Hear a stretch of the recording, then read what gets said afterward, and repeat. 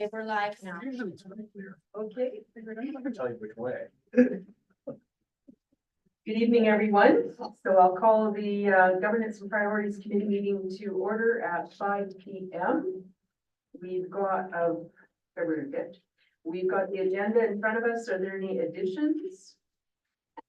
I do have one addition under information, please, your worship. We have received a letter from Minister Ellis, Minister of Alberta Public Safety and Emergency Services. Okay, so we'll put that under information item 2. Thank you. Would someone care to move the acceptance of the agenda as amended? Councillor Goodso moves. All those in favor? We have Mr. Boychuk. In favor.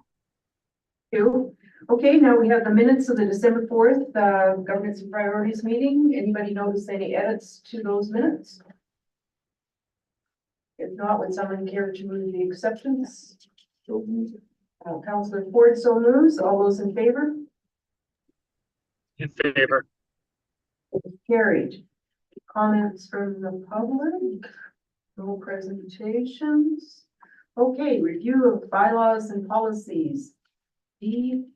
Accessioning collections policy.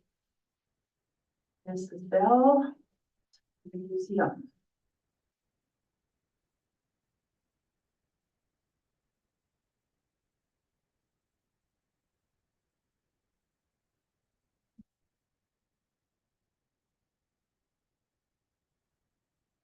Right, sorry. Well, obstacle course to get up here today. Your worship and council, the policy before you this evening is the museum's deaccessioning collections policy. It's a very interesting policy and incredibly important, as it is the legal mechanism of how the museum addresses items within the collections, having to dispose or deaccession of the item that we might have in our possession. Attached is the actual policy itself. The policy has been in place for a number of years. The staff have done a number of reviews, and this is our most recent review of the policy to make sure it's current and up to date as part of our accreditation process. There are some minor adjustments as proposed within the document that are highlighted in various colors, blue and red, and underlined of our changes. But generally speaking, the changes are minor, grammatical, which is not my forte this evening, of grammar. Grammar. I'm making up my own words now. They're just a few minor changes. The Community Services Board did review this policy at their regular meeting in January and are forwarding it to council for your review also. Any questions? Looks like there was a more wordy definition of museum. Yeah, and that's a recent update from Alberta Museums Association. So we take a lot of their direct information into the account within the policy. Any questions, councillors? Well, is someone here to move this matter forward? I'll move that council direct administration to bring the deaccessioning collections policy P7527B forward to a future council meeting for further discussion and final decision. Any discussion? All those in favor? Thank you. In favor. It is carried. Thank you. Next up, we have the Business Grants Program Policy Review with Ms. Modi.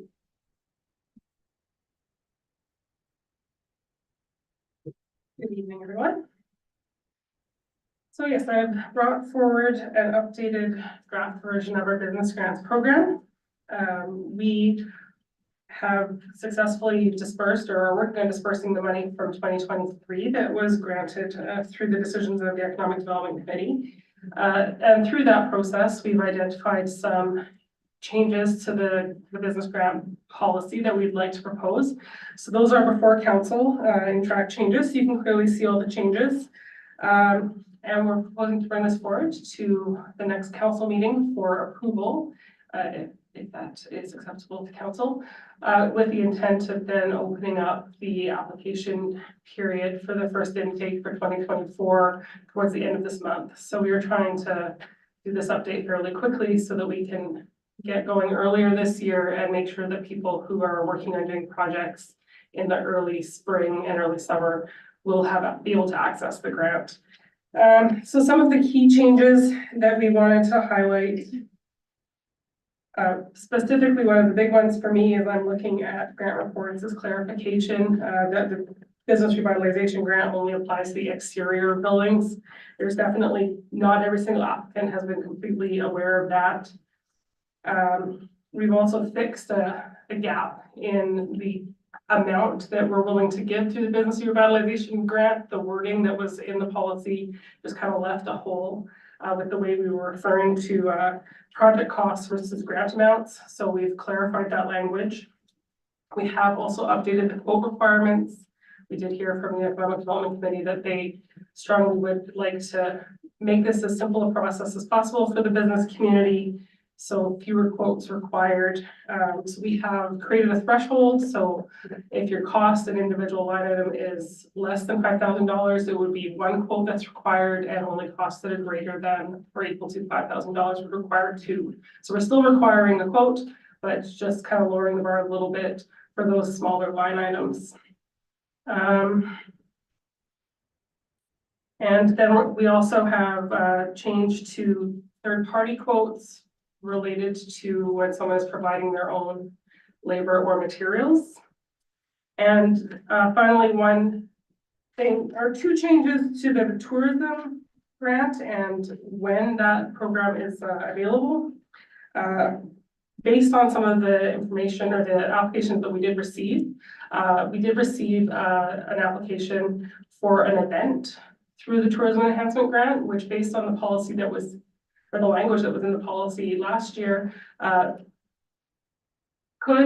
you could go there. I don't think that was the original intent behind this particular policy and the money that council has put forward.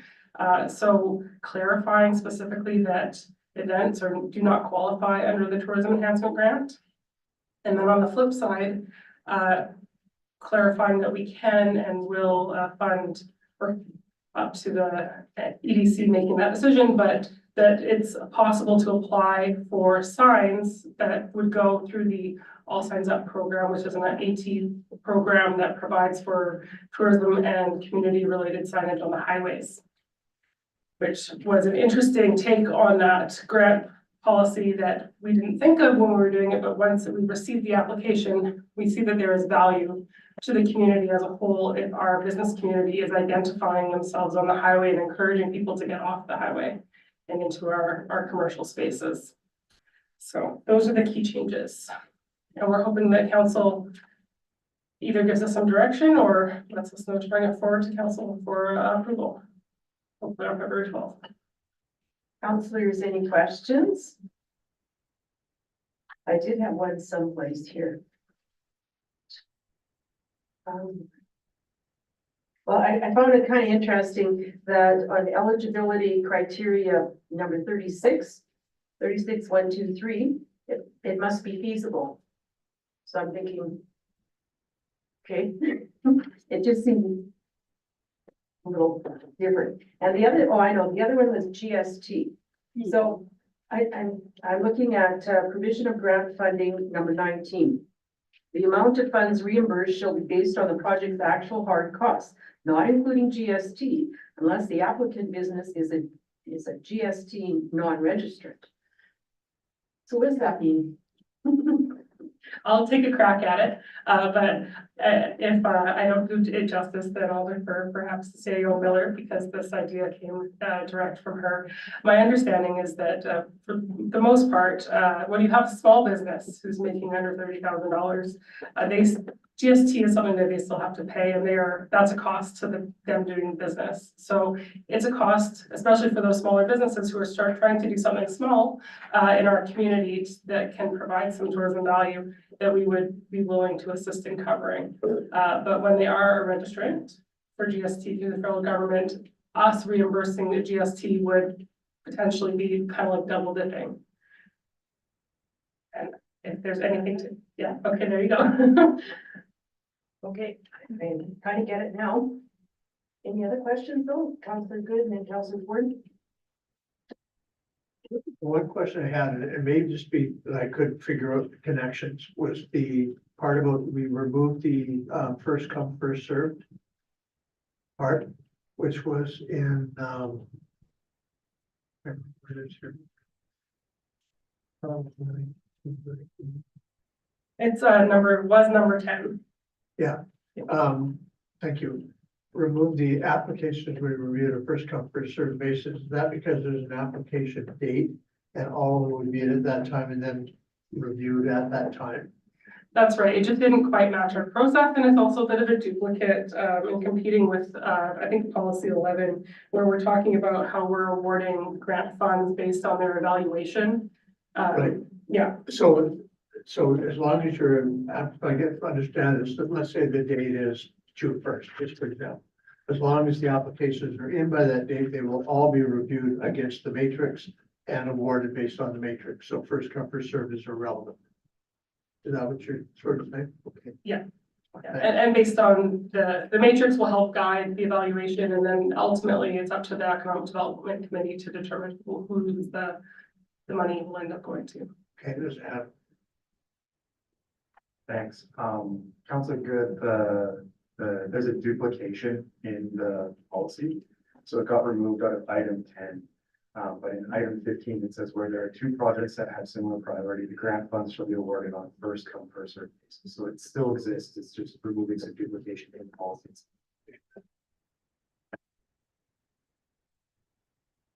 I'm pretty sure I asked this question a year ago, but it has to do with, qualifying for the grant. So as far as a business in Peace River, if they wanna add like exterior lighting or security cameras for the crime that's happening around, does that still qualify? Yes, certainly safety and security are both categories that would qualify for business enhancement grant, and that has not changed. Or sorry, business revitalization grant. Okay, and the reason why I just wanted some clarification on this, because this is the grant that the EDC hands out. Correct.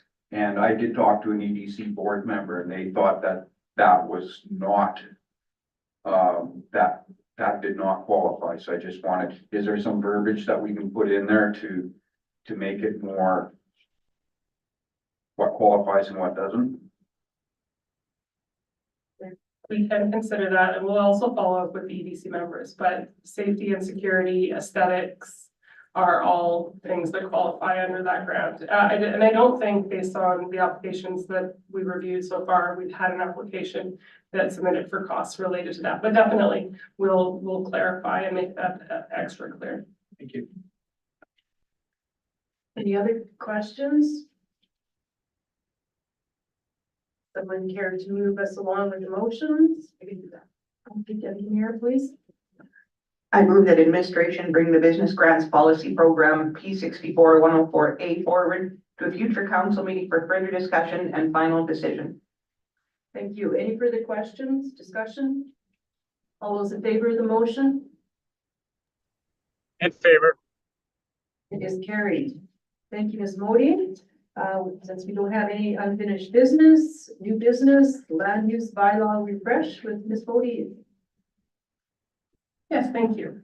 So this is administration bringing forward an update on a project that's been ongoing and then kind of put on the back burner for an extended period of time. So we have a land use bylaw, as council is all aware, and starting in about 2018, we started working on doing a major update to that bylaw. And we did work on that for an extended period of time. But then because of the pandemic and other competing corporate priorities, it just really hasn't moved forward basically since 2020. But there is definitely a need to do it. There was a need to do it back in 2018, and there is probably even more of a need to do it now. So administration did put forward operating dollars to get some additional support to make sure that we can bring the bylaw to fruition. So we have done that, and that we have hired a consulting firm, B3 Companies of Canada. The town has worked with them in the past on some of our other planning documents, after going up for quote to multiple consultants. And we are moving forward with that bylaw right now. And I just wanted to remind council a little bit about what the land use bylaw is. So there's a reason that it takes so long to do. That bylaw is probably the largest bylaw that we have on our books right now. Our current bylaw is about 240 pages long, and all of the different sections of it interrelate to each other. And the bylaw provides a lot of direction to administration in terms of how we deal with development processes, what types of uses are enabled where, the relationship or the things that we care about for each individual development, like parking requirements or landscaping requirements, as well as things that are specific to different types of developments, like drive-throughs or cannabis retail, those ones that have a little bit of extra requirements around them. It also gives us direction in terms of enforcement related to the land use bylaw, and there's lots of areas of our bylaw that do need to be updated, including just all of the uses that are listed in our community, as well as the definitions that go with them, because we have some significant gaps in our bylaw today with respect to that. So we are working on that, and we just wanted to bring forward to council that this is happening, and we are contemplating some pretty big shifts in our bylaw from what we have today. We wanted to highlight some of those, give council the opportunity to ask questions about those, and also bring forward to us any concerns that you guys have that we should be keeping in mind as we're working on the draft. So some of the big things that we are working on integrating into the bylaw right now include some specific assessment criteria related to discretionary uses and the information that's required or might be required related to those uses. This is something that B3 has done in a couple of other municipalities that I think provides a really useful framework, both for administration in providing us direction with and reminders with what it is that we need to be looking for. And also that information is publicly available and available to developers so that they're not surprised by the types of information that we might be looking for as well. We're also looking at some significant changes to our notification processes right now related to permitted uses. We post everything. A lot of other municipalities, if it's a permitted use that's approved, it doesn't get posted. And so there's a 21-day appeal period that right now we're kind of putting everything out there, where the reality is if you have a permitted use, the chances of appeal and the ability to appeal are quite restricted. So there's not a lot of value to that. So one of the things that we're looking at is changing that, but we're bound by what our bylaw says. So today our bylaw is directing us to do everything. We're eager to move forward to a circumstance where we don't have to do that in permitted use circumstances where there's been no variance related to a permit. So that's something that I'm very excited to look forward to. There's also when development permits are not required. We have some spots where we don't require a development permit or some circumstances, but the list definitely could use some additions, and we're considering ways to potentially make that a little bit more business friendly. So are there circumstances in our downtown, for instance, where a development permit, if you've got a retail store and you're transitioning to a personal service, is a development permit truly required? Is that something that we need on our main street? And the answer might be no. So we're considering that. We're also attempting to reduce the number of land use districts and also reorganizing where some of them go. So there are some public lands right now that are zoned for residential, for example, where we know that's not likely. There's a reason the town owns it, and it's probably because it's a very steep hill that's not very developable. So we're going to be redistricting things in different ways and also trying to reduce the number of districts so that we're facing situations of rezoning less often, which adds a layer of decision-making that needs to happen before someone can get to a development. We'll also be looking at reducing minimum parking requirements in some areas. That is something that is happening around North America right now as a trend in urban planning.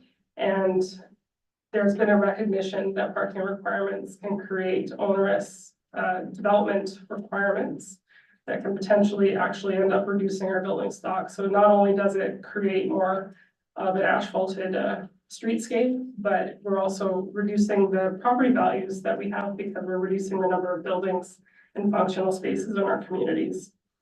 We're also looking at adding landscaping and lighting requirements. Right now, our current bylaw basically gives us just at the discretion of the development officer, but that doesn't provide any direction with respect to what it is we actually want or what are we trying to achieve. So we'll have more direction in there that is specific, that gives the development authority direction with what it is the requirements are. And then we're making sure that all of our uses are defined and organized by use type, which can provide greater clarity both for administration and for the applicants of what use in the bylaw are they actually qualifying under, which provides us all just more certainty. So those are some of the really big shifts. They probably don't sound very exciting, but they are very exciting to me. And as we're doing that, we are trying to keep in mind some core principles for this project. We're definitely aiming to reflect the Peace River context. There are best practices we want to adhere to, but we want to make sure that they're appropriate for our town. We want to make sure that we're aligning with our planning framework. So this is the regulatory bylaw that sits near the bottom of the planning framework hierarchy. We have to respect our intermunicipal development plans, our municipal development plan, and our area structure plans. We want to make sure that the bylaw is clear and the regulations that we have are purposeful. And we want them to be enforceable as well, which puts administration in a better position when we are dealing with circumstances we would prefer to avoid. And we want to make sure that we're taking every opportunity to simplify and improve our development processes so that it's easier on our residents and our developers. So right now we are working on drafting the document, and as we are doing that, we'll also be engaging or restarting our informational and engagement processes with the public as well as the business community. We anticipate that will include updating our project website, which currently exists and has for a number of years, promoting the project through our social media channels, a second community survey, and also engagement with the MPC and our business community. We just have a couple of prompting questions for council. If there's any types of activities or use that you want to make sure that we're aiming to address in our new bylaw, any direction that we're currently pursuing, so anything that I have said that gives you pause that you'd like to ask some questions about. And if there's any issues not referenced above that council would like to address. Take any questions or direction. Counselors? One that's come to my mind in the last few days with some letters from the minister and so on is water conservation drought plan, which I would think would tie into some kind of landscaping thing, but I don't know what. Just an awareness of that maybe in the future we won't be having so much green grass. We might have pebbles, shall we say, but something that's still permeable. Things like solar and stuff like that, which seems to be on everybody's horizon sooner or later, is that part of this, or that would be in another plan as to how solar installations work and stuff?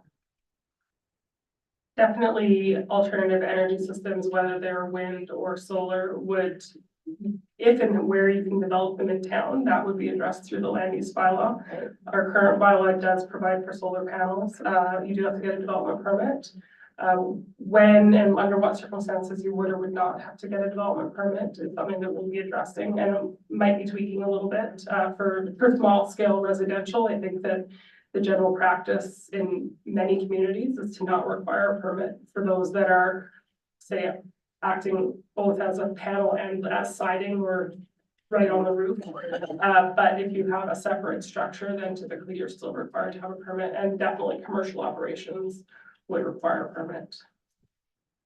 I found the survey results to be kind of interesting in many ways. So some of them I would agree with, and some of them I kind of still question a bit, but we're going to get another opportunity for another round. Yes, sorry, I forgot to bring attention to that. We did attach the survey results from the first survey that was done in 2019 related to the project. And so, yes, there is some interesting results there in terms of, especially on the last page, those were that's the paper, we asked a bunch of questions related to specific types of development and some of the key things that we knew were touch points or issues that were gonna come up. I think secondary suites and where in town we allow those is definitely one of them. Landscaping and lighting were both questions we touched on as well, and a number of other items. So definitely worth taking a look, in particular at the last page, but also we learned some other things in terms of how people like to be communicated with and what they felt was the most effective way to notify them. So that kind of feedback will be taken into consideration as we look to update our processes as well. So in here, or someplace or other in town, we can have houses that are 400 square feet or something, can't we? Our land use bylaw does not have any minimum square footage requirements. So if it's residential and you're building a residential house, Yeah. we don't control the size of the house, provided you're meeting the site coverage requirements. So you could build a 400 square foot home if you wanted to. But your lot is still whatever it is. Okay. Nope. Any other questions come to mind? Sidewalks, to have sidewalks or not have sidewalks, that's a different level of planning, or that's here? That policy rests in the municipal development plan right now. That's where that direction is. Along with and working with our general municipal servicing standards.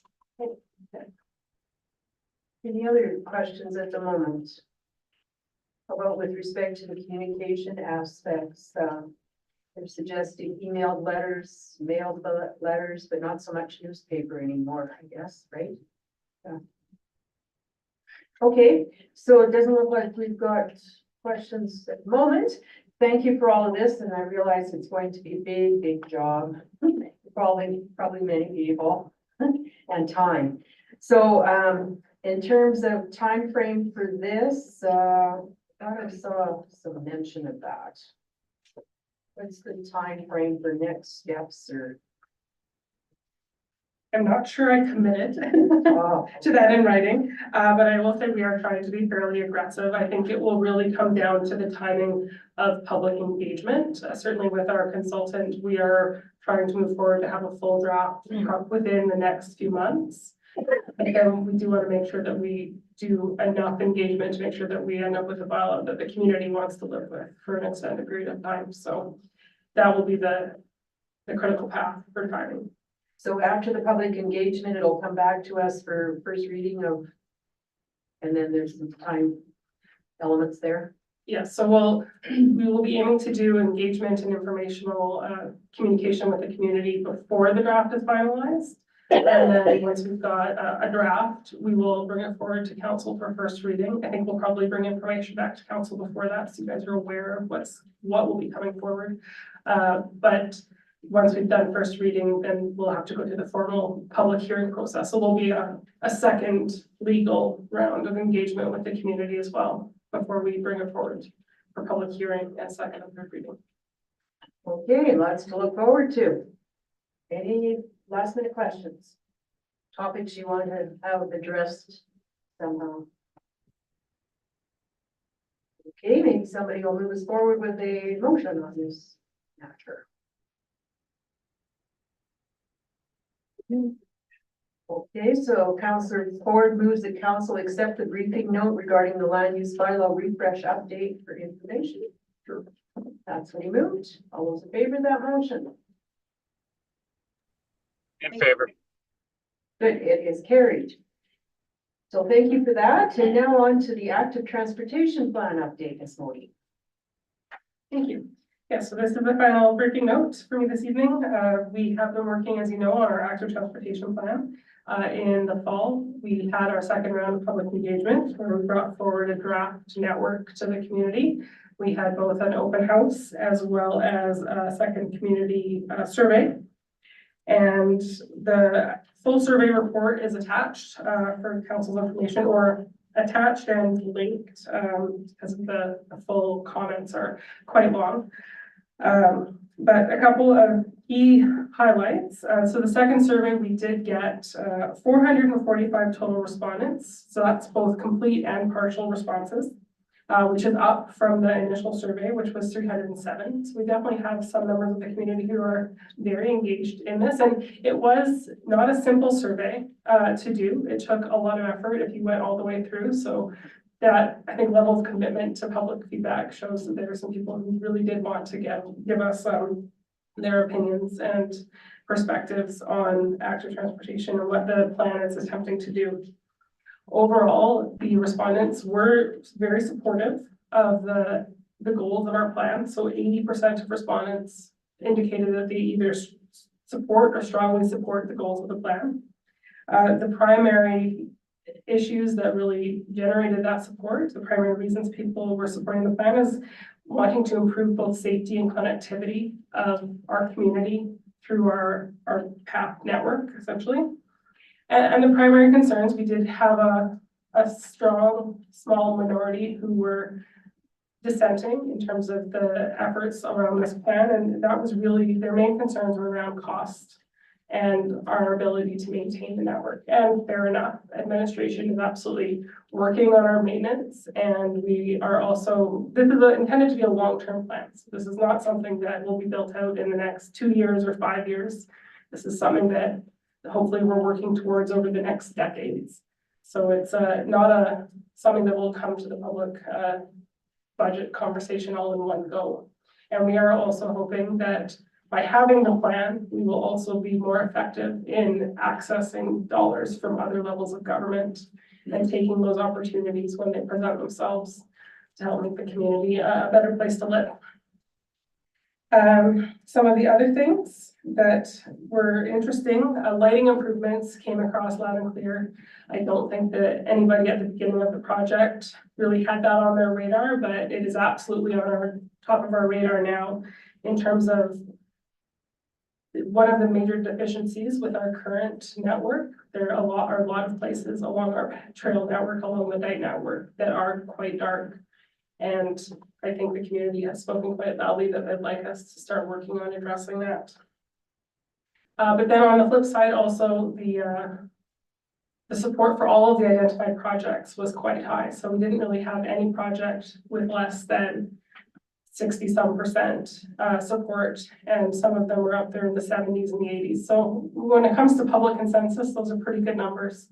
So I think that the projects that we've identified as needing to be done, people see the rationale for them. The challenge will be building it out because we are a fairly dispersed community, and that is going to be a challenge over time. So those are kind of the key things. I don't know if there's any specific spots the council would like to ask about, but in terms of the main report, I think that the section 4 of the report that talks about the responses is really where you get to the meat of what we heard. So starting on page 19 is really what we asked about and what we heard on those responses. We were really trying to highlight the paths and the crossings that need to be improved, the paths that need to be created because they don't exist today, the crossings where we need to make those places feel safer. We gave people opportunity through the survey to identify locations where different amenities were needed, including lighting, bike parking, wayfinding and signage.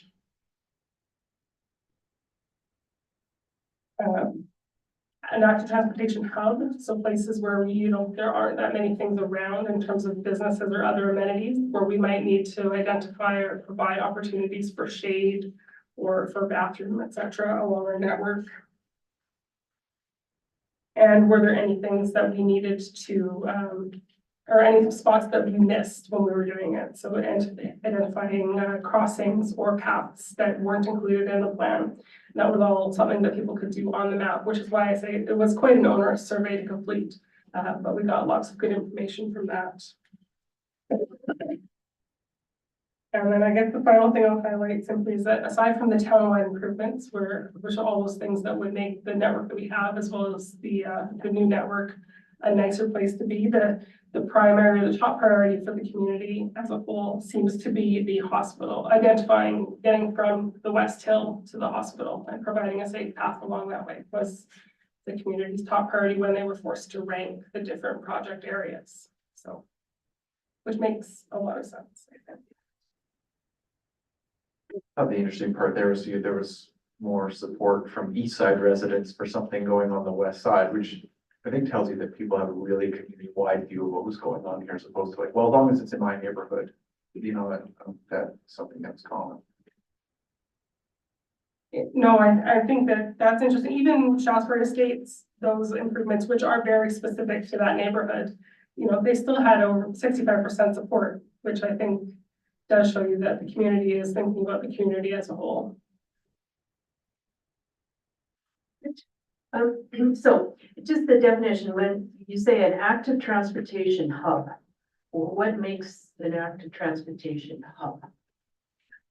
It doesn't have a very firm definition, but I would say it's a concentration of amenities for people who are using our path system. So it could be parking, shade, access to washrooms, access to water, a bike repair or repair station if for anybody who's on a wheeled type of vehicle. Those are probably the key elements, and what it looks like could be very small, a little gazebo, or it could be something quite fancy. And I think that, you know, what it actually looks like in our community is something that we'll figure out over time. Nobody wanted another little ferry across the river from here to there, just under the bridge? I think there might have been zipline comments of that. That always comes up. Yeah. I don't remember ferry. Okay, any further comments, councillors? Well, thank you, Ms. Modi, and maybe someone will close this with the motion. Councillor Good? I'll move the council accept the briefing note regarding the active transportation plan update for information. Thank you. All those in favor? In favor. Great, it is carried. So next up, we have Sagatawa Friendship Society grant application, a request for a letter of support, and spelled out the gate.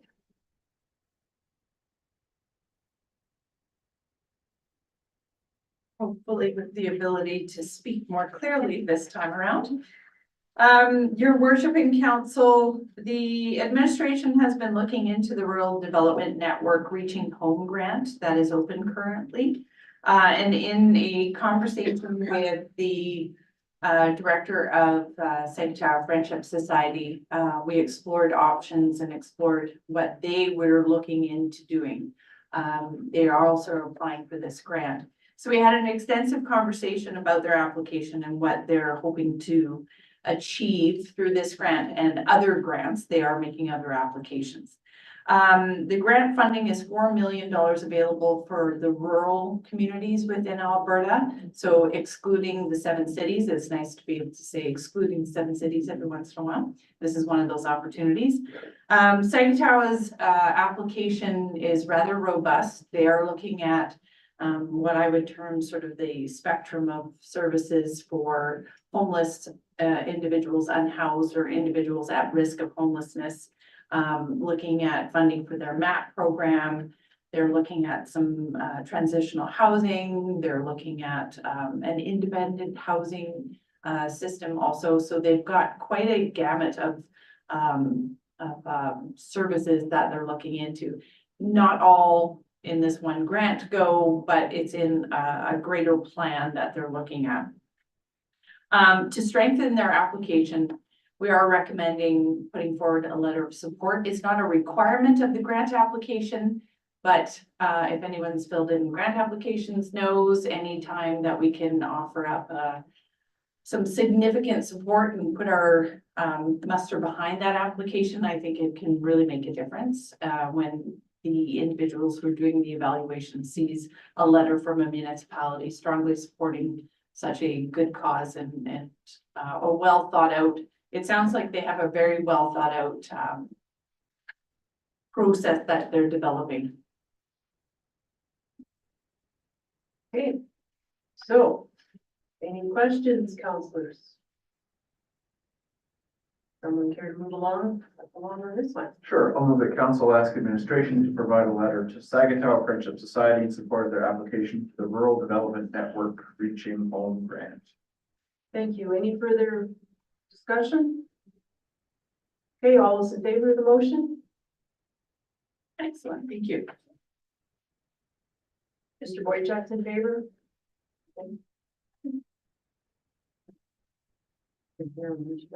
Your worship, Councillor Boychuk was going to sustain from voting because I believe he felt there was pecuniary interest because he sits on the board.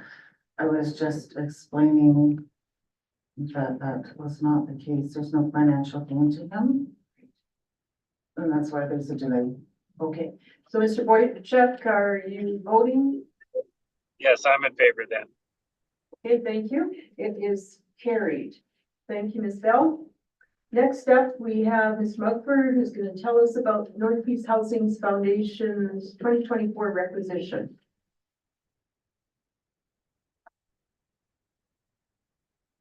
Good evening, Madam Mayor and Council.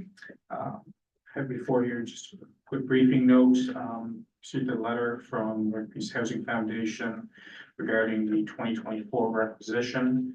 It identifies a 6%, $206,184 increase to their total requisition to cover inflationary costs of goods and materials and other cost pressures. The requisition is shared amongst the regional tax base and collected by member municipalities in a manner like the Alberta Education Property Tax. For the town of Peace River ratepayers, this increase amounts to an additional $11,957.16 to be collected from our property owners. Have any questions? Basically, they request and we pay, and that's basically the end of it.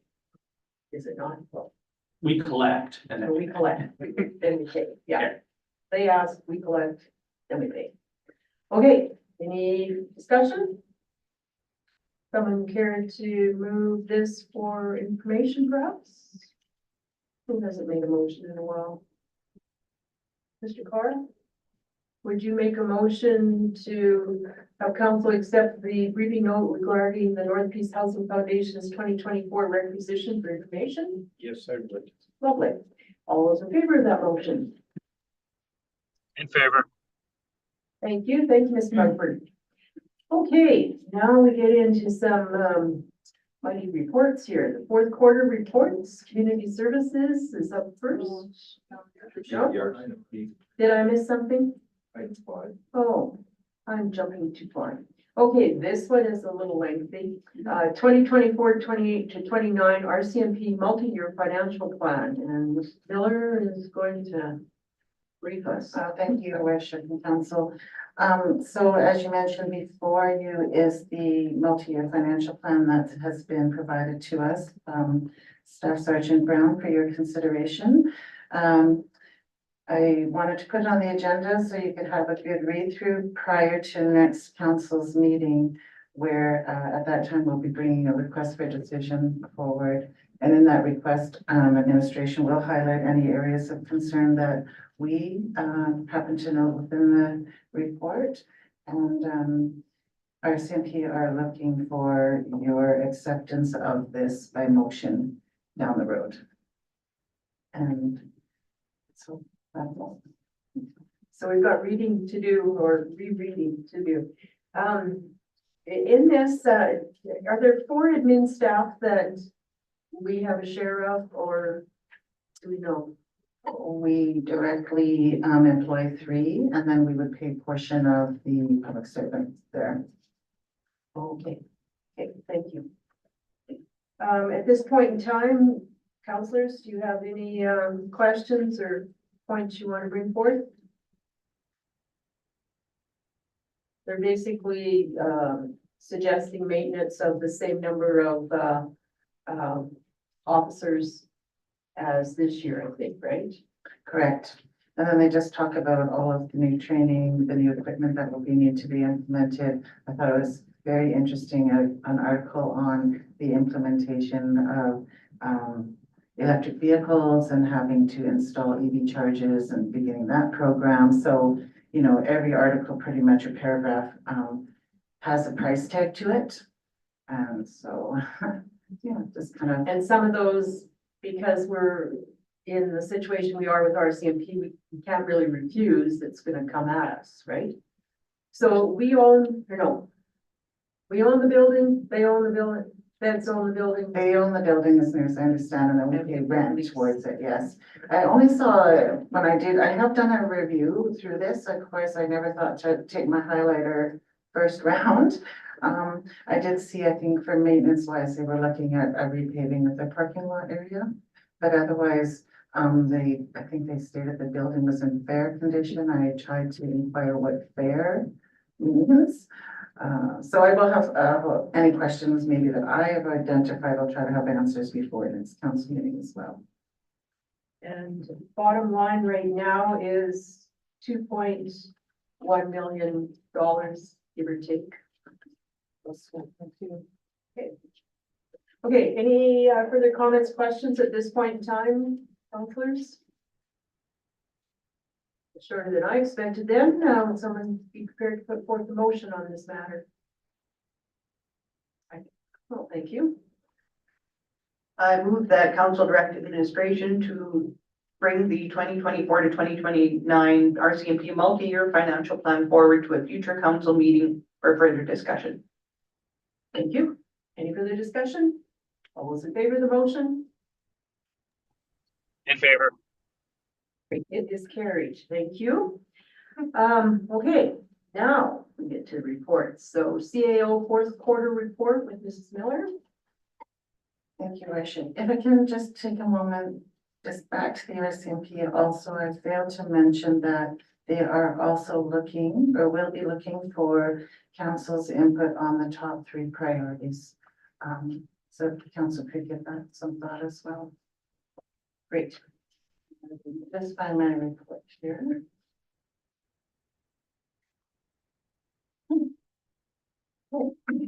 So just to start back on my report, looking back, last quarter, what I had outlined as top priority for Q4. First one was union negotiations. So we still are in the process of collective bargaining with QP. And we did have another meeting that was rescheduled for January 30th. So I will update council down the road on that. Recruitment, we are looking for a director of protective services and communications coordinator, as was discussed during the budget process. So director of protective services, I had hoped to have an engagement prior to Christmas. I wasn't able to close that particular situation. So we have now gone out for recruitment services that closed just actually on Friday, and I'm about to award that contract, and then that process will be underway pretty much in the next 2 weeks. Communications coordinator did get deferred until Q1 just to provide some capacity within our office. That has also been posted, and we are getting resumes in as this week. Actually, got quite a few resumes, so there's quite a bit of interest in that. We did the 2024 tax and utility budgets. We identified that the website development project would be underway, so a request for decision or request for proposals did go out for that project. We received a number of proposals for that as well. We selected Up and Up, a company to assist us in that project, and the team is working on it over the next 24 weeks to bring that to reality. And then the council procedure bylaw, it was deferred to allow time to work on budgets and whatnot. So again, the priority or the really focus was on our budgets. That was a milestone for our administration to bring forward and have those operating and capital budgets adopted before the end of the year. And it is a practice that we intend to continue moving forward. You'll see I had just a rediscussion again about the positions in the organizational review that were adopted by council. And then a discussion, a little paragraph there around the importance and the stewardship of our assets. And that's in part why the utility rate model that's being developed right now, that project was driven because of the importance of ensuring that our utilities are properly funded to support current and future costs. That project was awarded and the consultants were provided with all the information before the end of the year. They're working on the model. Administration's hoping to see a draft of that by the end of February. Once we see a draft, there will be some public consultation on that and some consultation with those that we sell direct water to, such as the co-ops and our neighbors. Some bylaws and policies, there's a list of things that were brought forward. Most of the bylaws were just our standard annual bylaws. The one that was out of the norm would be the Peace River Ski Club bylaw, the loan to help them pay out their CERB grant or CERB funding. Otherwise, they're just standard annual bylaws that we have to pass. When it comes to advocacy, I'd say, other than the letters that were listed there to support various organizations, the most important was Director of Community Services and myself had a discussion with Jen Anderson, who's the Assistant Deputy Minister, long title, Preventive Community Services Division. That meeting was stemmed a result of when we met down at the AM conference. We had meetings with the minister and our briefing notes, in particular, the Taxi Pass program. So we were invited to have a discussion with her and her colleague to try to see if they can learn about our program. So some of that can fit in the parameters and guidelines of future grant programs that they're offering to provide low-income housing or transportation within communities. When it came to training conferences, Kayla Legislative Services and myself, we attended the 13 Ways Community Leaders Camp. And for that camp, it was provided me with 24 verifiable PD hours, which I do need to maintain I need to undergo to maintain my designations. When it comes to community building and promoting public confidence, just a reminder, Ledge Services was really busy arranging the council Christmas open house at the Baytex, December 7th. The attendance was about the same. We decided next year we're going to attempt a different venue and move it back to the museum to see if we can have a little bit better engagement with the public. Relationship building, continue on meeting with stakeholders, community organizations, and there's a list there. What was really most important, ICF committee meeting, the old council's meeting. There was a number of events and meetings that I listed there that were outside the norm. So the regional meeting, that was big news for us, the November 2nd meeting. Legislative Services really spearheaded and took the reins on arranging that meeting. So to be honest, it was like herding cats trying to make arrangements with 4 different councils, but it was a highly successful meeting. And as you know, it's going to continue on. We had our 2nd meeting in January and another one is scheduled in the future. Public engagement also was the Christmas parade. I thought that the staff that participated in designing and creating that float for us, they did an amazing job, and it felt really good to be a staff member when that float went by. Communications wise, there's some information there on communications, new brand guides being worked on right now. There was some support on our website design, so he is joining the team on the website design to ensure his expertise, his input in that. You'll see he provided some stats. Our town, most notably at the bottom, says we received 1.3 million impressions through social media. That was up 60% over 2022. And the expanded reach, we've reached 850,000 people last year. It's an increase of 70% over 2022. So those stats, we're just going to get better as we do an in-house communications officer. We'll work with our external communications officer. The external intention is that the internal officer will do more of the day-to-day social media postings, attending events, and then our external expertise will work on the larger campaign projects. What else? Emergency management. So our director of engineering, he completed his ICS 200 training in November.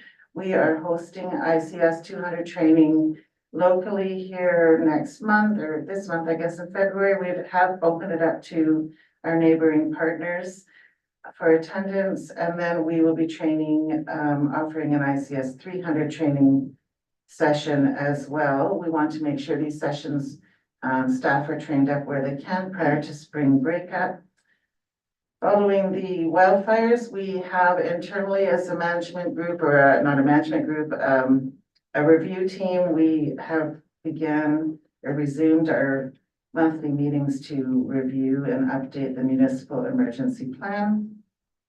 And as was brought forward to council a few months ago, there remains interest in developing a regional emergency group. So we have had our second meeting, and we are just working on joint training efforts at the moment with our regional partners. River, as you can see, river forecasting was delayed. We didn't have to do much review. Actually, it was kind of a nice segue into the ice freezing as opposed to last year. There was very little concern this year. We did not have to incur any river watch overtime, and hopefully we will enjoy the same when the river breaks up this spring. I did take the opportunity myself to go out to see and observe Site C Dam, given that they were intending to start the fill this fall, but that did get delayed. And because it was delayed, and I did see value in being able to observe the site, that we are going to plan to arrange some on-site tours of Site C for council who's interested in the spring, and for administration. Economic development, there was a lot of work on the investment attraction strategy, and there was an internal strategy workshop. They've brought back some of the comments that they heard, some of the work they put together. There was a strategy session in-house, and they're working on their draft report, which we hope to receive in the next month. Rural Renewal Stream Program, it continues to progress, and I think that's been quite successful. I think there's been over 40 applications that have come forward on that program. And then there's, as Alicia had mentioned earlier, there's a little talk about a report about the business grant. So we did award all 50,000 of the budget this year. 9 of the 21 applications that were brought forward were approved. And it really helped when council did relax the requirements this year to enable applications that the work was completed prior to be processed and approved for 2023 application. The Economic Development Committee has done a second intake for Northern Rural Economic Development Grant that opened up. And as council's aware, we are applying for funding for wayfinding signage project, and we are waiting on hearing that. Hopefully we will hear that within the next month. And then otherwise effort will be spent on recruitment for an ECDEV position. Finally, in my report, looking back, typically we would include the action tracker that shows the list of all the motions council has made. And I have to apologize, we forgot to touch it on this agenda. It will be included on the next agenda. And then if there's anything of interest or concern there, we can provide follow-up. And looking ahead to Q1 2024, we will continue with union negotiations. I will be carrying on recruitment for those 2 positions, which I mentioned.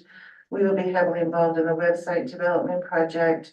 We'll be working on the council procedure bylaw.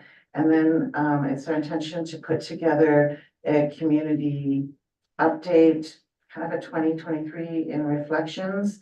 So a little bit of a written report to provide out to the residents and ratepayers of what we accomplished, what's on the go, and a little bit of the news on the 2024 budget. And that would be it. Thank you. Lots of work there. Any questions of CAO Miller? I'd just like to add a comment, if I could. Can you guys hear me okay? Yeah.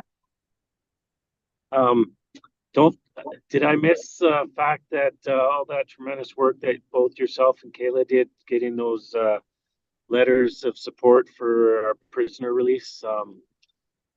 Did I miss that part? Because we just recently received that grant money to address that. So I think that's highly worthy of reporting, and administration played a huge part in making that come up.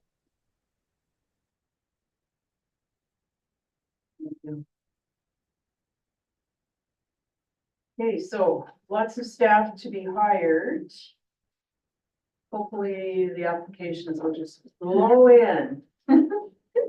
And people can then be hired and immediately take on their roles and go forth, I guess. Okay, thank you. Any other comments, questions? Okay, I think we're gonna leave the motions till the end of this item. So next item up, we have the Community Services Department fourth quarter report with Ms. Bell. Your worship, I don't have anything specific to highlight. Oh, no, I do. Of course I do. The pool, hot tub. We are just waiting for Alberta Health Services Environmental Health to give us the go-ahead. They have to approve our detailed design and ensure it meets all the requirements of the legislation. And then we'll be posting for that project. And we're currently proceeding with the condition assessment on the facility. We had the actual site inspection done on January 30th. So we're anticipating a report in the next 4 to 6 weeks for our first draft. So those 2 are the significant projects that are currently underway. And I have to point out also the paved trail assessment that was completed. I should actually bring it to council because it was so stellar. I was just gonna say that, no, there's some kind of, I want to use the word proprietary information in there that we want to keep to just us. Possibly in terms of, Some of the dollars. yeah, possibly dollar amounts. But generally speaking, it's probably not that proprietary, really. It's an estimate. I can't remember if it was what level of estimate it was within the report. I would have to dig around that first, just to check. Yeah. There is usually a little bit of a statement of qualifications in the report. What I can do is sit down with the gentleman who drafted it, the team who drafted it, and just make sure it's generally good. Yeah, interesting that we've mentioned at the board meeting that if some of these projects go to tender, that we would want them to be, the tenders to be influenced by some of those numbers. So Yeah. perhaps it would be camera. Possibly, we'll discuss. Okay, We'll discuss. but it was cool. It was very well Good to done. see.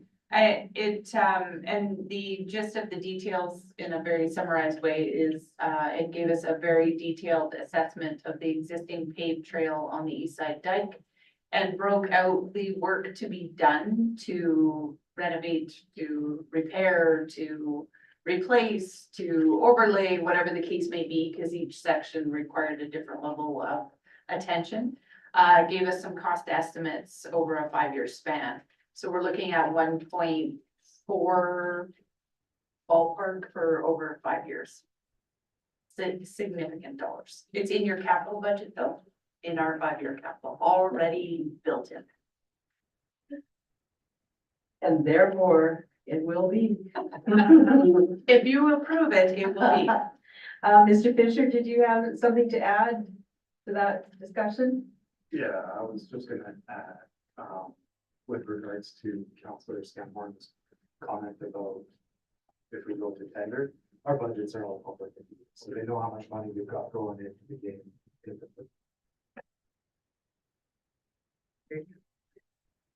So the hot tub and AHS, AHS has had the plans for maybe how long? Since just after Christmas. Okay, so when do we start getting antsy because we haven't got that part done? Or- We're not answering you. Okay, but soon we have to be antsy, otherwise we're, We'll start putting tendering documents together, so we're ready once we get the go-ahead, and then we attach the detailed design as part of that process. it's somebody in Edmonton office someplace. No, that it's does just, that, local. or It's, here? it's our local environmental health Okay. inspectors, yeah. Oh, good to know. Yeah. Okay.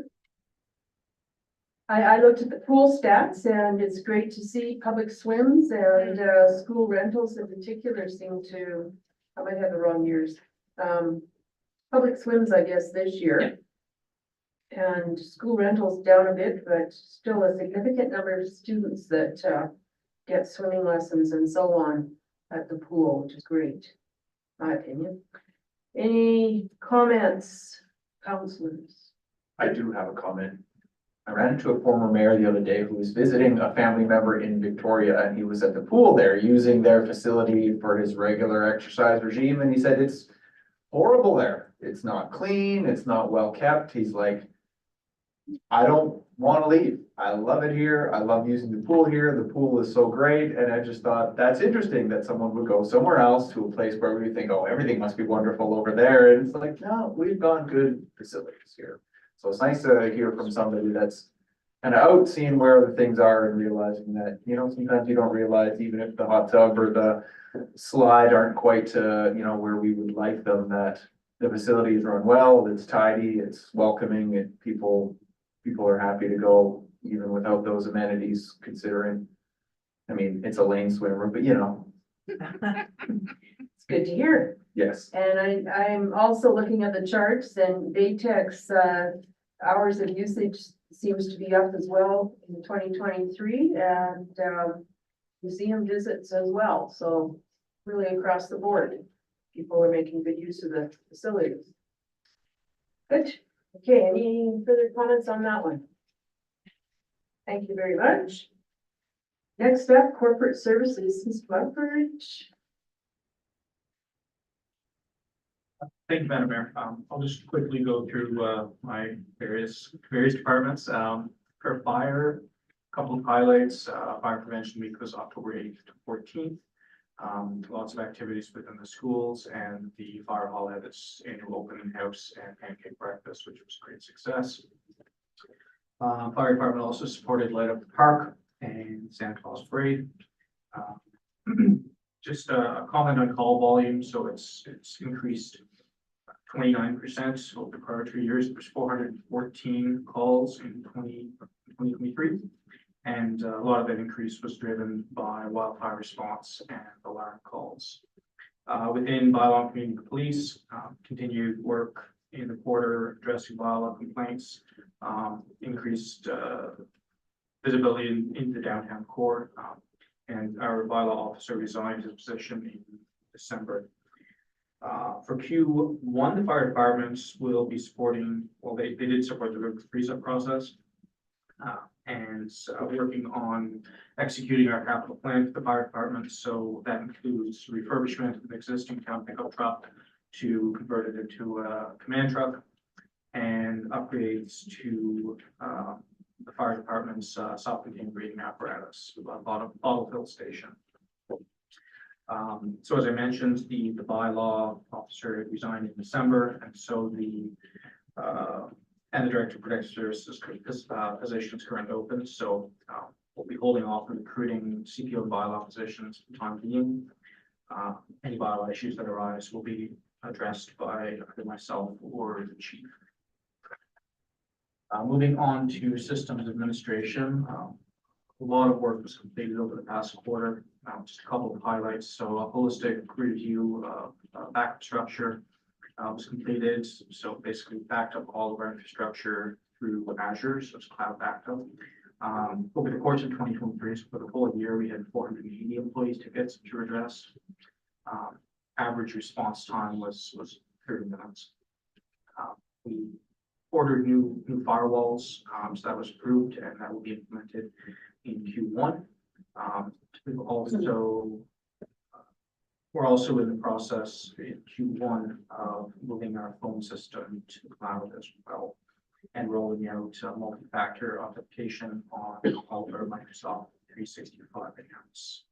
So that'll improve our security and just the overall experience for when people are working remotely.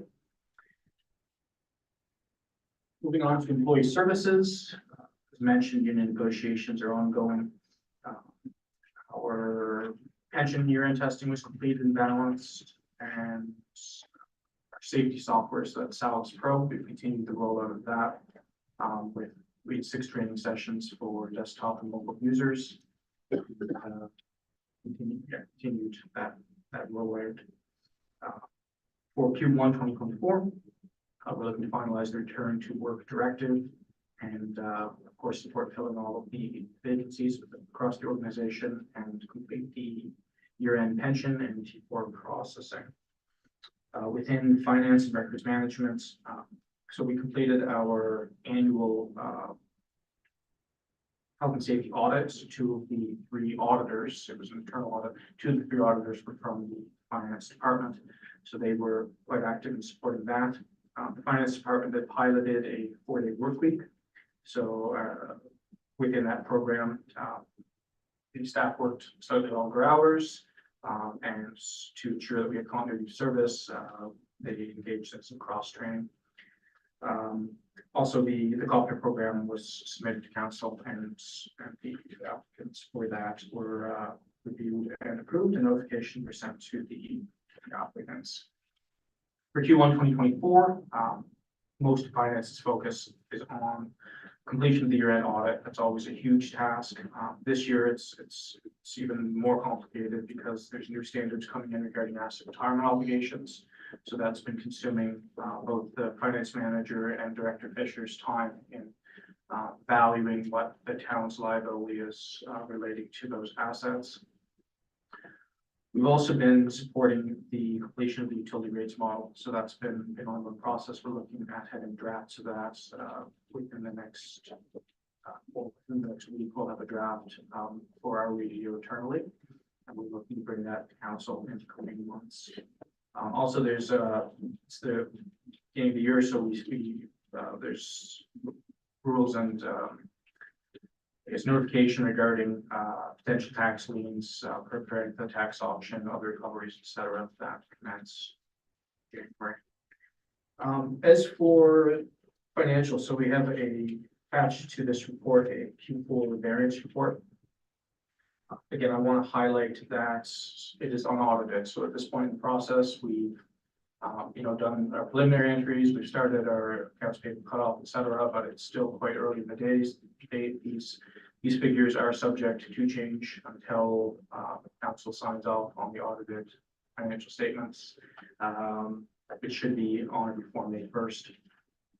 So in summary, actual revenues exceeded expenses by $2.9 million, which is $835,000 greater than what was budgeted. And again, that's before transfer to capital and before amortization expense.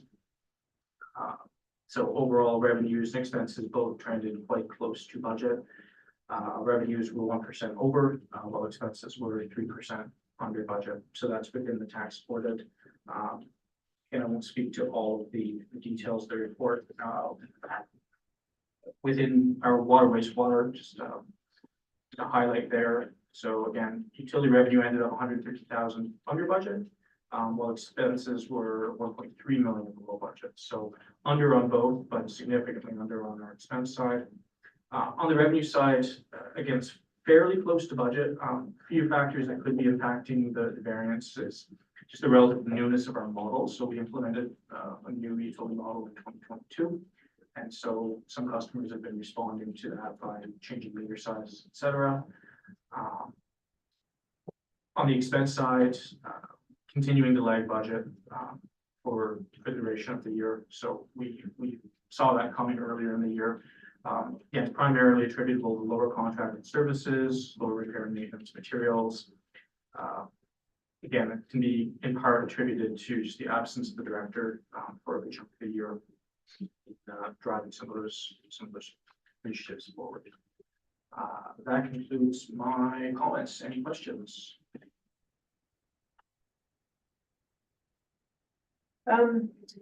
So the pilot project of finance staff moving to a 4-day work week. So that did not impact the level of service. This is the way I have to ask the question. Again, there were no concerns that were brought to my attention. You know, there's occasional instances where they're looking specifically for that person. Because again, the way that we cycled it was, there's 4 staff down there, and so you had cross training on basically 2 of them cross trained on the other person's function.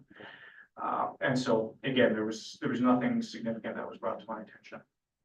What brought about this?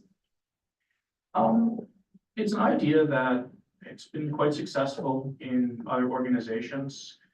With finance, like our hours, staff down there, of course, they're in contact with the public a fair bit. There's lots of benefits for employees in general that have time at the beginning of the day, at the end of the day, where they can focus and really get through their tasks. Again, I don't have it with me, but there's a fair bit of data that supports that, especially when you're dealing with really detail-oriented work.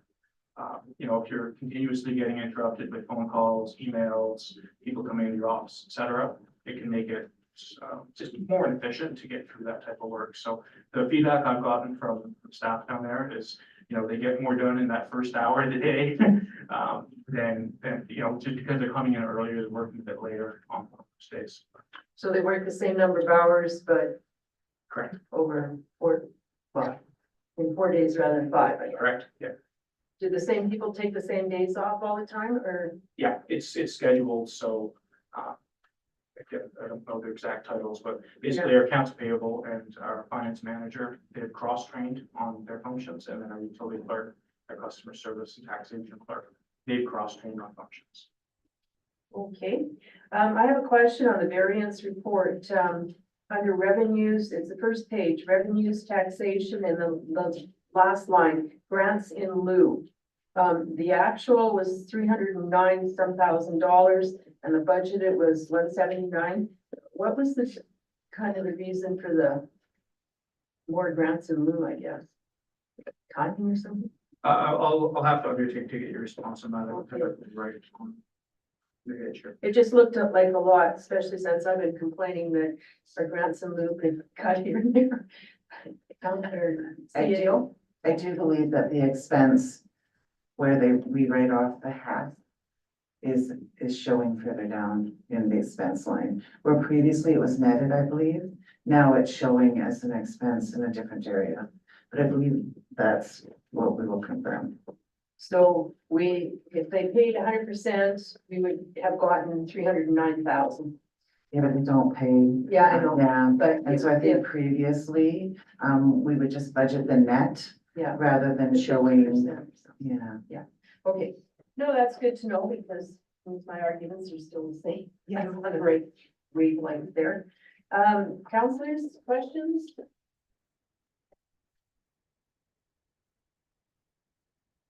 All these are very detailed and lots of info here. And the water ones, do you expect that the water wastewater budget in the upcoming year will kind of level out, like the expenses will be more in line with budget, I guess, or any expectations there? Yeah, Sorry, that's probably a question for me. Okay. Your worship, I would hope so. I think we spent a lot of time this fall, myself and CEO and others, just trying to make sure that we were right sizing our expenses, and not having too many contingencies in a lot of different places with what we brought forward for budget in 2024. And the other side of that is there's a lot of stuff that we didn't execute on as administration. And we're gonna be working on doing the things that we said we're going to do a lot better in the future.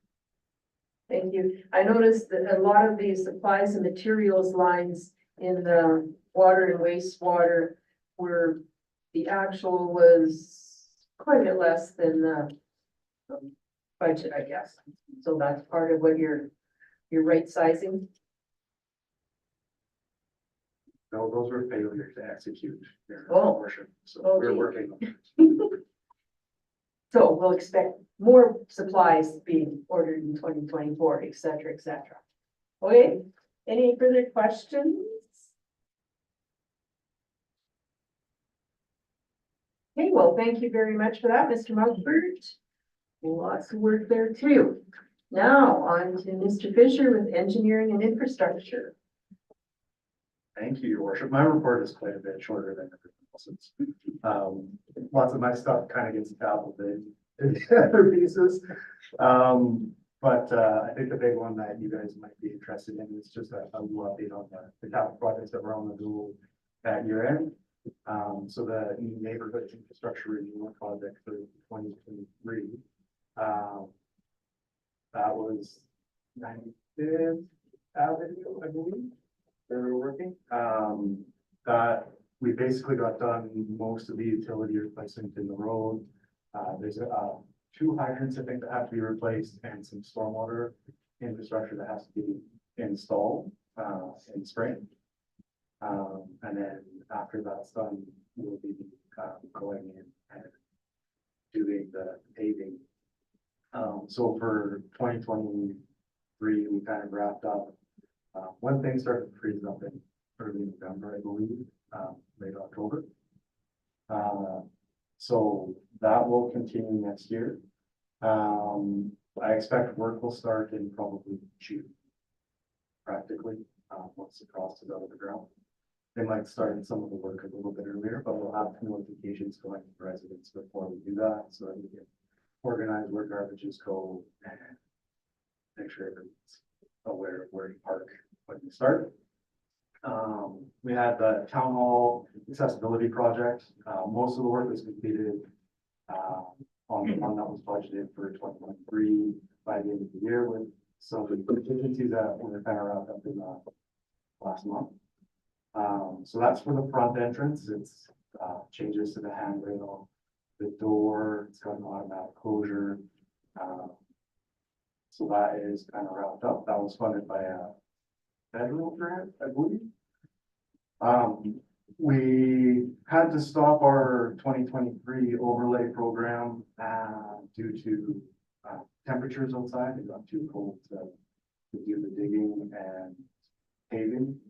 So that work got paused and will continue on in the next year and carry it over.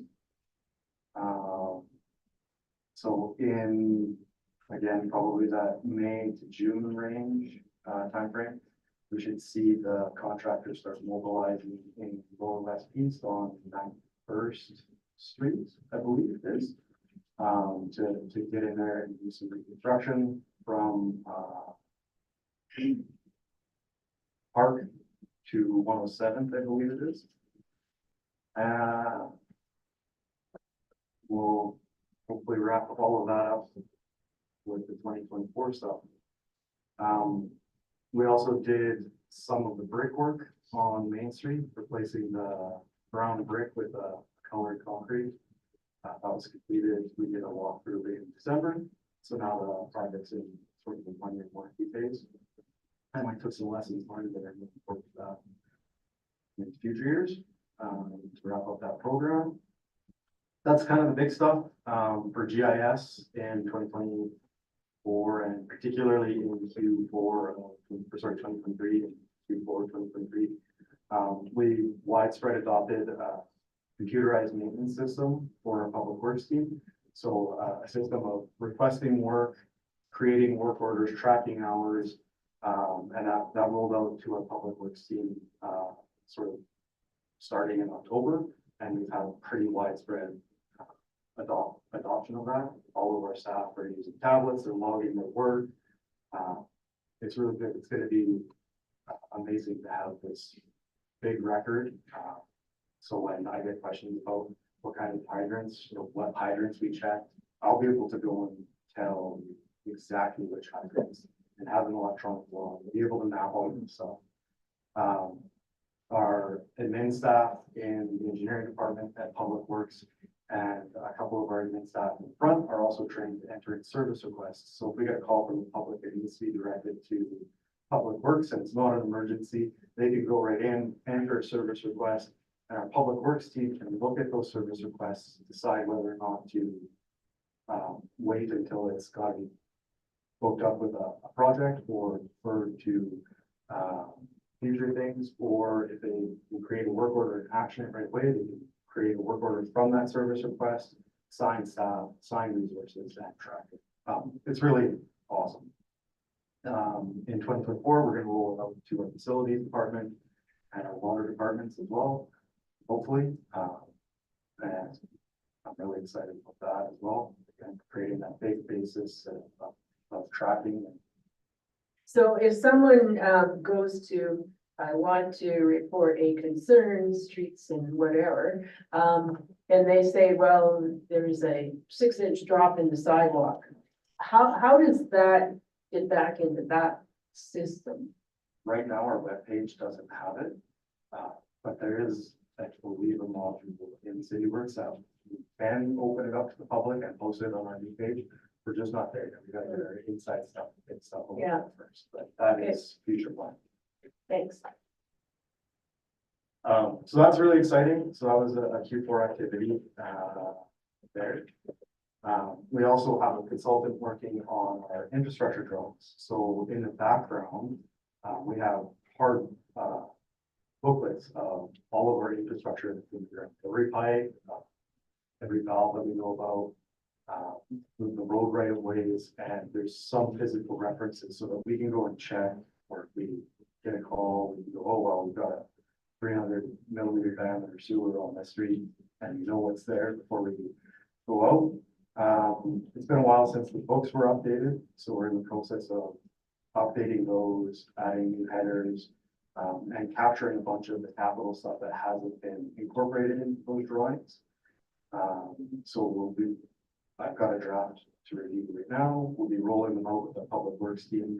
And then the next part of the infrastructure drawing updates will be getting that same information that's been updated back into our GIS, because that's what feeds the GIS ultimately. So how does that work into this asset management plan that is the big aim? I understand. Yeah, so there's a whole bunch that goes into your asset management plan. The first step is having a really good inventory. And so this is part of that from the infrastructure stuff. And you have to do with other features as well. And we're using our CityWorks kind of as a database for what we call in terms of assets and tracking. First step, baby steps. There's some development permit stats in our report. Public Works highlights for Q4. We had the major water break on 107th Street in October. We had boil water advisory for 100 residences, a couple days without water. Lots of overtime. That was a pretty big break. We've also had a lot of staff changeover in our Public Works department. In Q4, there were 4 people who decided to leave the organization. So we replaced some of them and we're working on others. We finished the hydrant inspection for 2023. Councilor Card asked about this previously. So in 2022, our Public Works department had flushed and inspected and tested to some degree all of the hydrants in the north end, and then the remainder of them were done in 2023. That's flushing, inspection of infiltrates, checking to make sure that they worked. We didn't get like a full NFPA flow test on them, but it's a start. From my understanding, it's quite a bit more than we've done historically. Out of that, we've got 4 digs required, four full complete digs that are outstanding, and 4 other hydrants that require significant maintenance. That's pulling the internals out and placing them. But we're pretty much done, and we've got a plan to tackle those. So the 4 that you have to pretty well do the whole thing, you'll be doing those in 2024 is the hope? I think we've got parts, so we're hoping to tackle them as operation projects. And then prior to freeze up, our policy requires us to go and winterize all of our hydrants. So we train them, make sure that they're pumped out and fill them with glycol, so that was done in November. Our public works team also provides support for all public events. So for setting up for the parade, they look at barricades, they help out a little bit with traffic control in some areas. They change over banners on Main Street, they help with the installation of Christmas decorations for light off, those things. Water and wastewater was pretty business as usual for Q4 2023.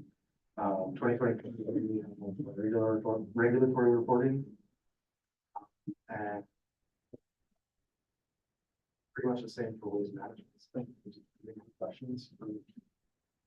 So, the town and all municipalities are being asked to report to the minister on, water conservation and stuff like that. So how do you foresee that rolling out with the town?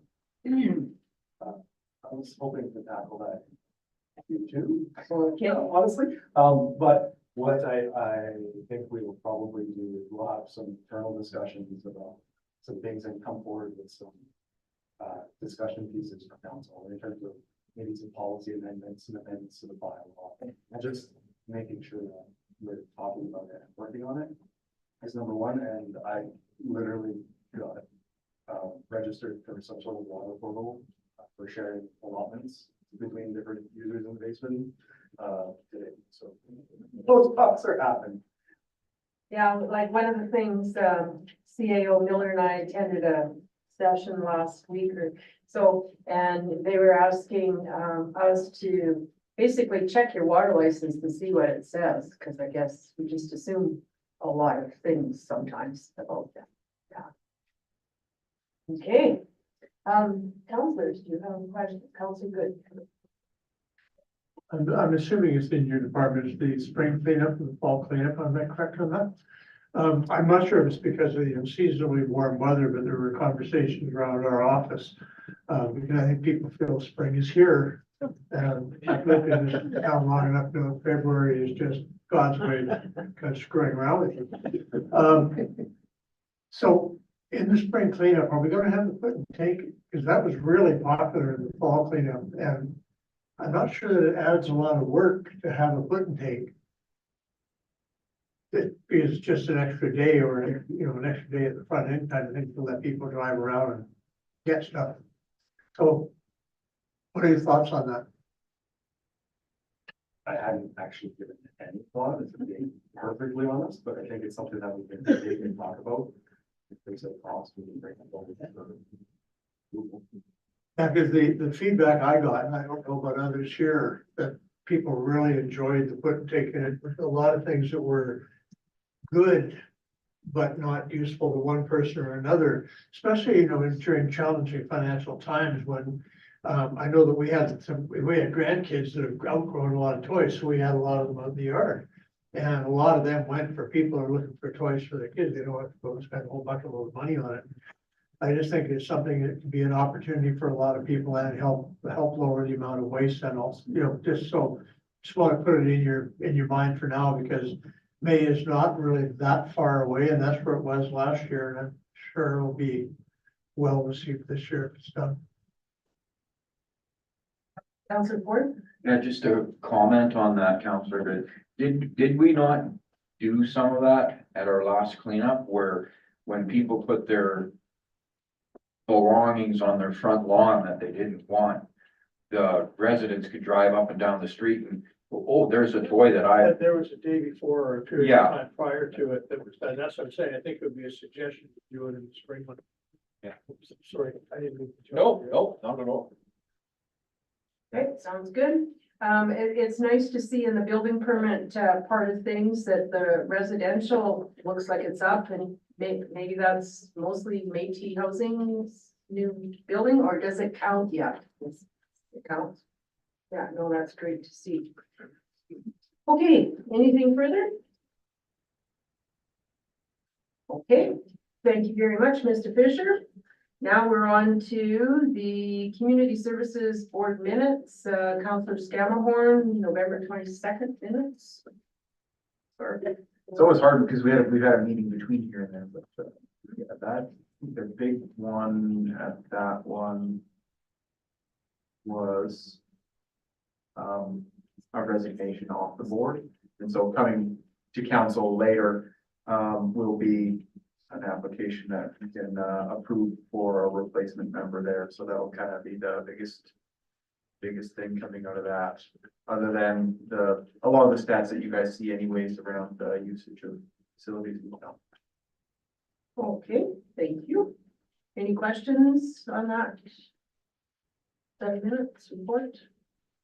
Okay, next up is 2024, the January 24th RCMP Regional Community Advisory Committee. Councillor Ford. Actually, I'll turn this one over to Councillor Scamahorn, as I was out of town working and he attended in my absence. Okay.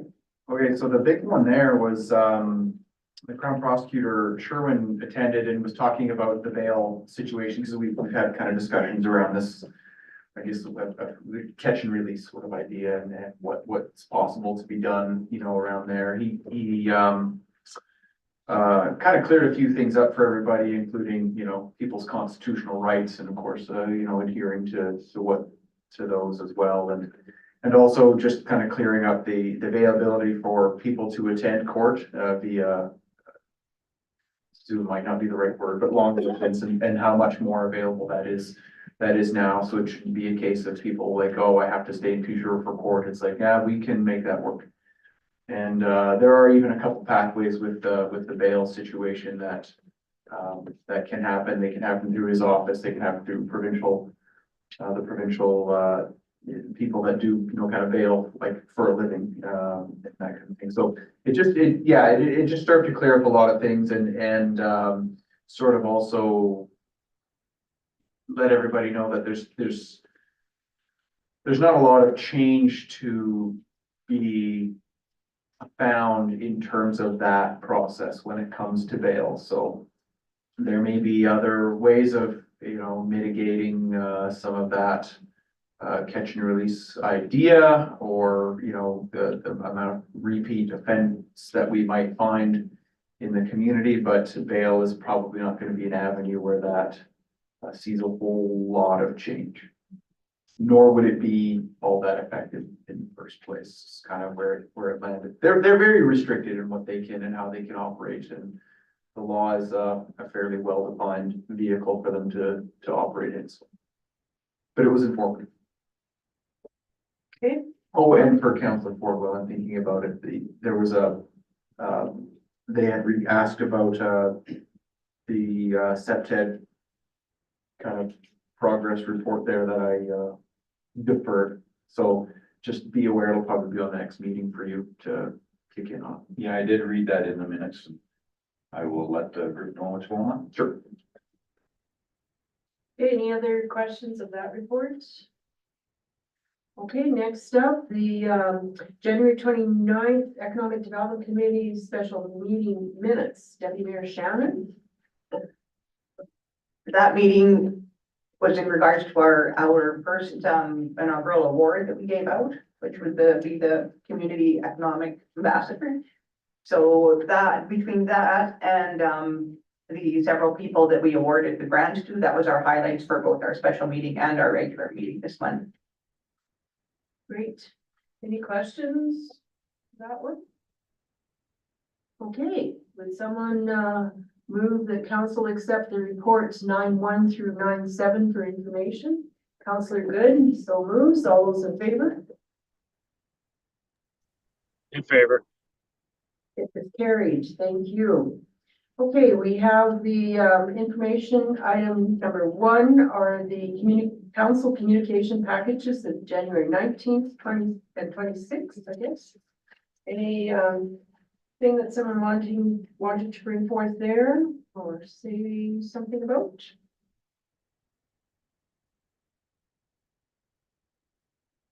I did attend on the invitations. I did attend the Peace Health Advisory Council meeting, January 30th by Zoom, and we had our local subcommittee report on their interactions with the international nurse that has come to us from Nigeria and who's working at the jail, but our group managed to find them accommodations and a vehicle and so on and so on. We just hope that he gets to bring his wife, who's also a nurse, over, and his 4 children.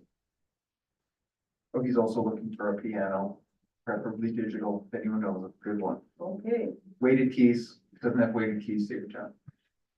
it sounds technical. Next up, we have the letter from Minister Ellis, who's Minister of Public Safety and Emergency Services.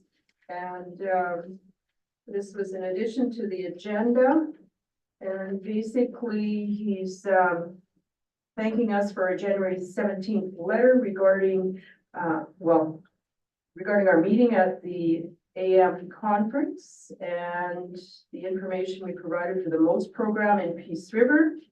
And he's pleased to inform us that a grant has been approved for the Sagatawa Friendship Center, and going forward, Sagatawa will be engaged to assist in transporting released individuals to their home communities when no other means of transportation are available. He doesn't say from the Correctional Institute, but I think we are reading into that maybe. So that's a good letter, I think. Would someone please move the acceptance of information items 1 and 2? Thank you, Mr. Ford. All those in favor? Okay, communication items. What would you propose that communication items here? Land use bylaw. Land use bylaw, okay. The Sagatawa Society going, I'm assuming they're gonna do a release regarding their award of this situation. Up to them, but yeah, I hope so. We're gonna do a release. Yeah. You know, yeah, okay. Letter. Okay, I noticed on the website, or no, it came across maybe on the town Facebook, that residents are able to do a flood map survey. So we could encourage people, I guess, to go look at that, find it on the town website, I think, and go in there and do it. I haven't done it yet, but The event's already done. It's already done, so. It's been, it's already posted yeah, on our Facebook page. so we encourage people to participate. Yeah. Okay, anything further? Good to go? Okay, well, I suggest that, well, maybe I should finish off a few things here. No, I guess not. Okay, I suggest that we take a 5-minute break and then we'll come back and move into closed session. So that puts us back here at 6:48. Not too long. Good. You're rare. No.